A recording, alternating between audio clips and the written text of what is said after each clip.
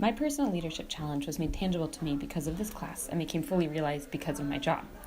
I struggle with imposter syndrome.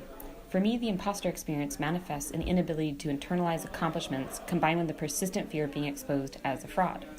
I often question why I should even be in the room, and I hesitate to assert myself in a professional situation.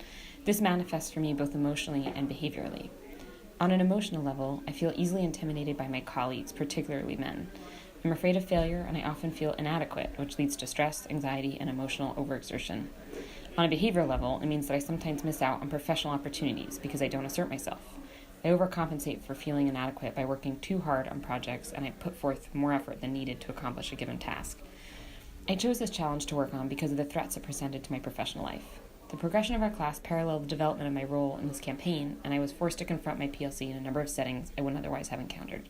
For instance, I've struggled to assert myself in strategy sessions, policy discussions, and in conversations with local political leaders. Whether or not I was conscious of it, I was being forced to confront my feelings of inadequacy on a daily basis. However, I think most importantly, my understanding of leadership has become more concrete, which in turn has helped me to refine my leadership practice. In my professional life, I work as the Chief of Staff on a progressive congressional campaign in New York's 19th District. Our district is home to the Hudson Valley and the Catskills, and is one of the only few swing districts in the country. I understand the unique challenges presented by this area because I grew up there. It's where I was raised, it's where I spent most of my formative years, and it's become the place I've chosen to call home.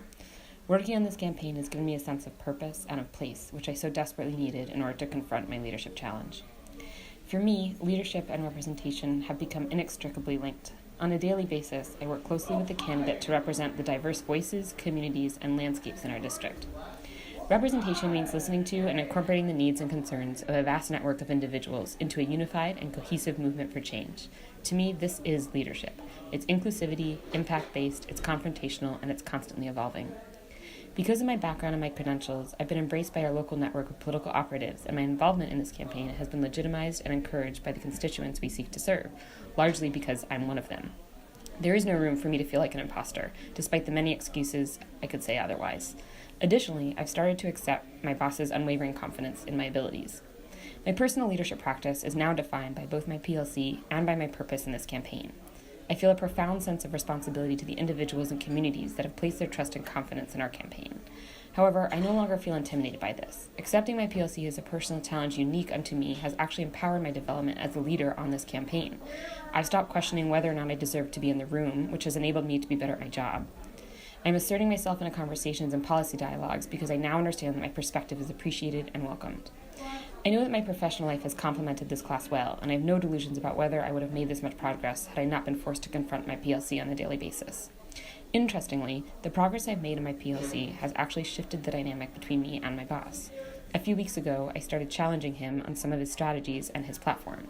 I felt empowered to do this not only because of the knowledge I've gained working on the campaign thus far, but because I was consciously observing myself falling victim to my PLC. Since breaking through this challenge, I've become my boss's right hand, or his running mate, as he likes to call it. I'm generally the first and last voice he hears before making a major decision, and I'm consulted on all matters of the campaign. Not only did overcoming my PLC help me develop stronger leadership skills and achieve a major career milestone, it's also empowered my boss to relieve some of the burden of his candidacy and put more responsibility on me. It allows him to be a better candidate, and it furthers my leadership practice.